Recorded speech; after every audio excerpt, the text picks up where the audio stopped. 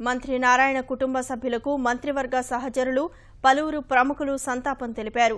మంత్రి నారాయణ కుమారుడు నిషిత్ మృతి పట్ల మంత్రులు యనమల, చినరాజప్ప, సోమిరెడ్డి తీవ్ర దిగ్భ్రాంతి వ్యక్తం చేశారు. మంత్రి నారాయణ లండన్ అధికారిక పర్యటనలో సహచర మంత్రులు ఇతర ఏర్పాట్లను సమన్వయం చేస్తున్నారు.